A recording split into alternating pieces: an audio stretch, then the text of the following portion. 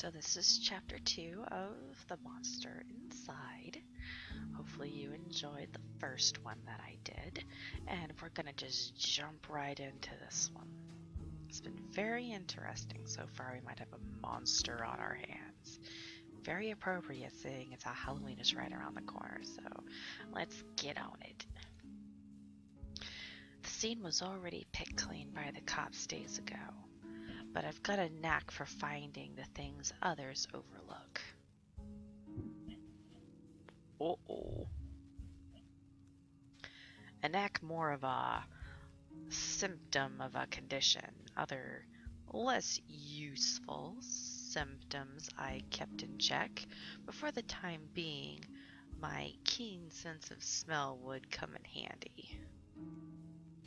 Ah, it's so simple, but it's so pretty. It was faint, but I could smell it before I even approached the police line. Blood. The scent was less of a thing and more of an emotion. Seduction. A strangely familiar smell. Scratch marks on the tree. The tree did it. I expected the scent of trepidation or maybe even outright fear, but Mr. Farnsworth seemed to have been at the height of pleasure when she left this world. Brought new meaning to a crime of passion. Pushing the thought from my mind, it was time to get down to business. Investigate the scene.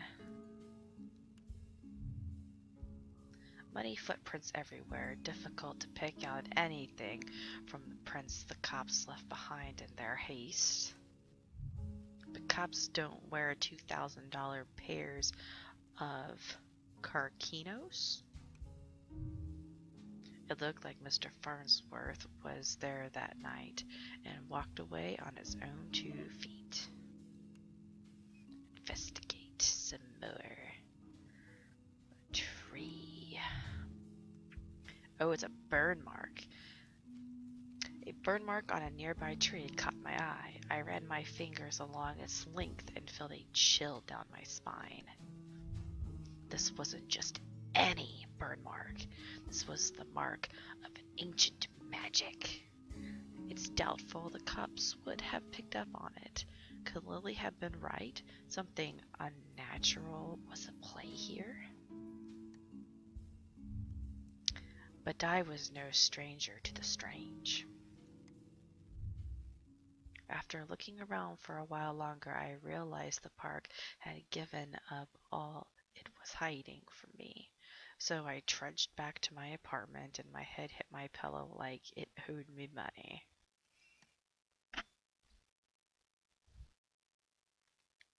I'll go ahead and do another one, since that one was like really short.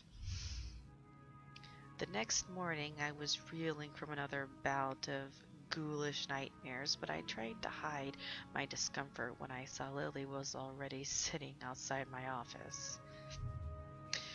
She waited wordlessly as I unlocked the door and ripped down another notice from the mayor's office. I motioned for her to step inside. Seemingly afraid of what I might say, she finally worked up the courage to ask. So, what did you find? Well, I've got some good news. Farnsworth might still be alive. Not sure about beasts, but something unnatural was at play. Might be right to worry about monsters. Found a spell's mark.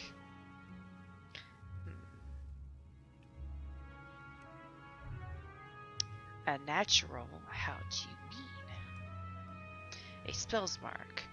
Rarely seen these days, but unmistakable. I can't give you details, but I'm looking into it. I'm gonna keep it hush-hush for now. I'm gonna be that cop. What does that mean? What about Reggie? Do you know where he might be? Found his footprints. Seems like he got out safely. There were signs he was at the scene and slipped away. Yeah. My tone was indifferent towards her as I turned and grabbed a bottle from my desk drawer. A dryness in my throat made it difficult to swallow my meds. But you don't know where he went? Do you think the news this morning is related? What news is that? Haven't you heard? Yeah, but maybe you should tell me what you know. Nope, rough night followed by a rough morning.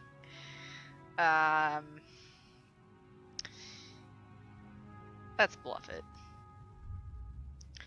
They found the police chief's wife dead down by the docks. They say it happened last night. Let me guess. Chief Amato is missing too. My face might have betrayed a hint of satisfaction as she confirmed my suspicion, but it faded quickly. Amato was a shit cop and a shit chief. He was half the reason I left the force, but now his wife was dead and I had more questions than I did the day before. The gears in my head started to spin, which wasn't helped by the splitting pain at my temples. I told Lily I needed time to work, and she left slightly dejected, wanting more answers than I could provide. That night, after the cobs had cleared out of the docks, I would slip down and see what I could uncover concerning Mrs. Amato's untimely demise. And that's where I'm going to stop. So, if you enjoyed this and you liked what you heard, then like and subscribe, and I'll post the next one. Have a good night, everybody.